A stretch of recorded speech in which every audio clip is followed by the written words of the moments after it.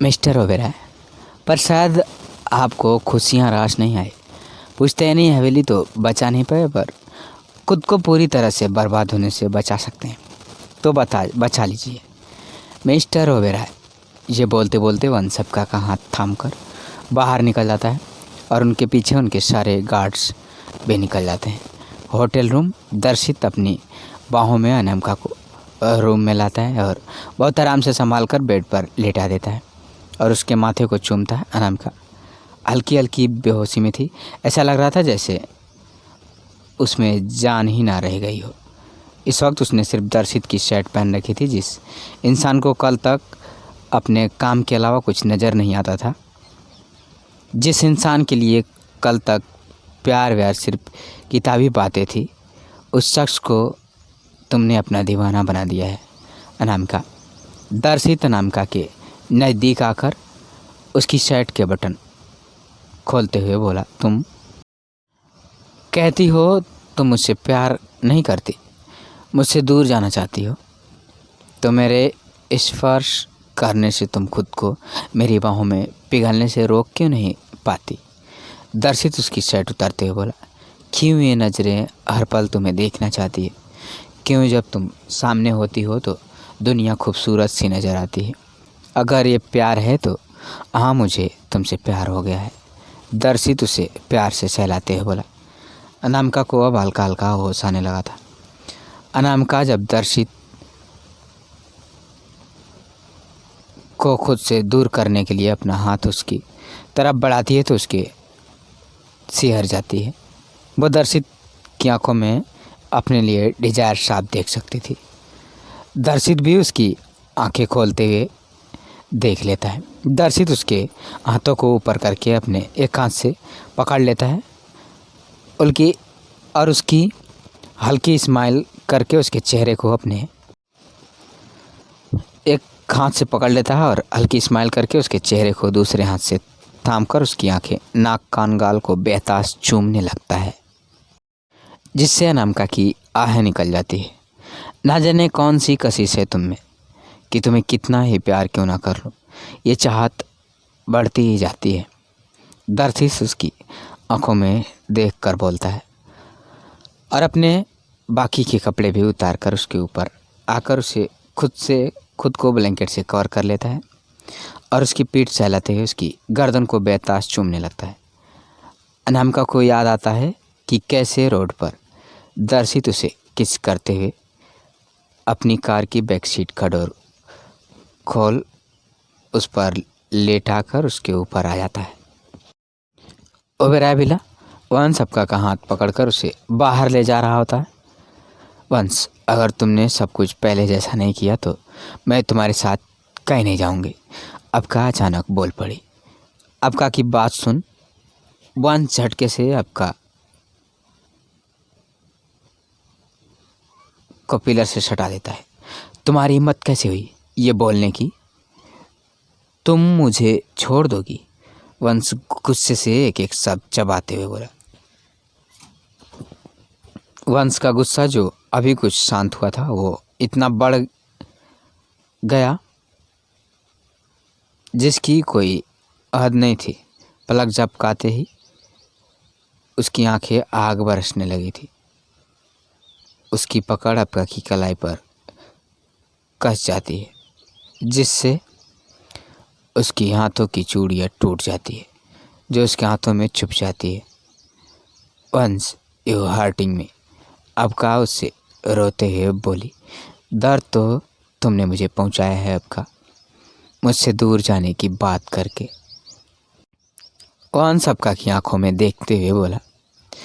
आज इस वक्त अबका को वंस की आंखों में वही पागलपन, वही जुनून नजर आ रहा था जो पहले वो देखती आई थी। मेरी एक बात कान खोलकर सुन लो। अबका, तुम्हें मुझसे दूर रहने का हक मैंने किसी को दिया है, फिर चाहे वो भगवान हो या फिर ये दुनिया या फिर तुम खुद। वंश आगे बोला। मैंने कब बोला कि मैं तुम्हें हमेशा के लिए छोड़कर चली जाऊंगी? अबका रोते हुए बोली और वंश को कसकर गले से लगा लेती है। मैं तो ये बोल रही थी कि अगर तुमने सब कुछ पहले जैसा नहीं किया तो मैं तुम्हारे साथ कहीं नहीं जाऊंगी। अबका रोते हुए बोली, मैं किसी के घर टूटने की वजह नहीं बनना चाहती।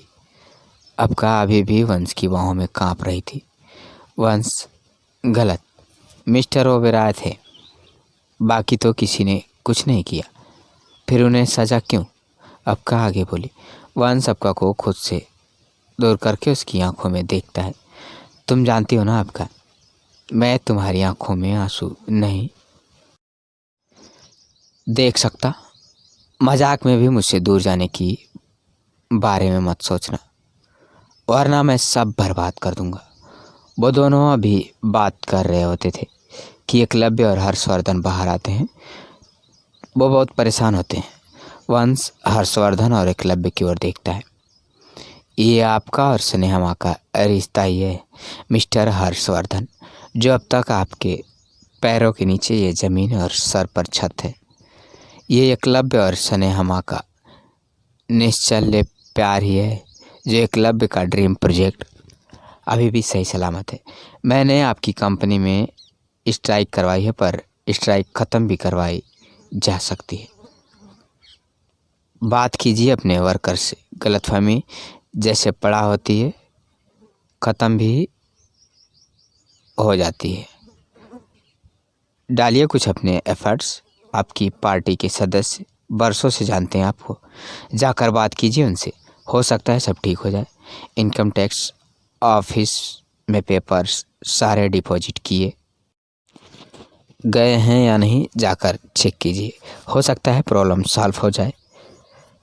वंश वहाँ से आपका खुले जाने लगता है, फिर पीछे मुड़ बोलता है, मिस्टर हर्षवर्धन, मैंने फोर्सफुली रघुवीर जी से कॉल करवाई थी, हवेली बिल्कुल सही सलामत है। वंश की बात सुन हर्षवर्धन और एकलव्य चैन की सांस लेते हैं, पर ज़रूरी नहीं हर बार ऐसा हो। फिर वंश और अबका वहाँ से चले जाते हैं। रोड पर फ्लैशबैक। रोड पर दर्शित उसे किस करते हुए अपनी कार की बैक सीट का डोर खोल उस पर लिटाकर उसके ऊपर आ जाता है। दर्शित अनामिका को फोर्सफुली किस किए जा रहा था, पर अनामिका उसे लगातार रिजेक्ट कर रही थी। दर्शित सीट के नीचे से एक बटन प्रेस करता है तो कार सीट बेड में कन्वर्ट हो जाती है, और दूसरा बटन प्रेस करता है तो उसकी कार के शीशों में एक ब्लैक सीट आ जाती है, जिससे किसी को कार के अंदर कुछ नज़र ना आए। अपना मुंह खोलो। दर्शित ने अनामिका की आंखों में देखते हुए कहा। अनामिका की आंखें पूरी तरह से आंसुओं से भीग चुकी थी, पर इस पल में दर्शित को अपने गुस्से के आगे कुछ नहीं नजर आ रहा था। अनामिका के आंसू भी नहीं। उसके दिमाग से ये बात निकल ही नहीं रही थी कि अगर वो अनामिका को देखने से उसके रूम में ना जाता तो वो अनामिका को एक बार फिर खो सकता था। इस बार शायद हमेशा के लिए। अनामिका खुद को उससे छुड़ाने की नाकाम कोशिश किए जा रही थी, पर वह दर्शित को खुद से 1 इंच भी दूर नहीं कर पा रही थी। I said open your mouth, दर्शित गुस्से में बोला। इस पल में अनामिका को दर्शित की आंखों में एक जिद, एक जुनून, एक पागलपन नजर आ रहा था। अनामिका अपना सर दाएं बाएं करके ना में इशारा करती है। दर्शित अपना एक हाथ अनामिका के और उसके पेट को सहलाने लगता है। I said open your mouth, दर्शित ने फिर बोला। अनामिका डर रही थी, वो अपना मुंह नहीं खोलती। दर्शित के हाथ उसके पेट से ऊपर की ओर जाने लगते हैं। यह महसूस करके अनामिका की आंखें बड़ी हो जाती है। दर्शित जिससे उसकी आह निकल जाती है, इसका फ़ायदा उठाकर दर्शित उसे पैशनेटली किस करने लगता है। किस करते हुए दर्शित को 15 मिनट से भी ज़्यादा हो गया था, पर दर्शित तो जैसे उसे छोड़ने को तैयार ही नहीं था। अनामिका भी उससे कब तक लड़ती, अब उसकी हिम्मत जवाब दे गई थी, पर दर्शित तो उसे छोड़ने को जैसे तैयार ही नहीं था। दर्शित उससे तब जाकर अलग होता है, खुद की सांसें फूलने लगती है जब उसके दोनों एक दूसरे की आंखों में देखते हुए गहरी सांस लेते हैं। तभी अनामिका का फ़ोन रिंग करता है, जो उसने अपने हाथों में कसकर पकड़ा होता है। वो जब फ़ोन स्क्रीन पर देखती है तो स्क्रीन पर आराध्या नाम फ्लैश हो रहा था। अनामिका फ़ोन रिसीव करती है। इससे पहले कि दर्शित उसका फ़ोन ले लेता, सर प्लीज़ मेरा फ़ोन मुझे दे दीजिए, आराध्या ढूंढ रही होगी मुझे। अनामिका बोली, ये मुझे उसे बिना बताए जाने से पहले सोचना चाहिए था।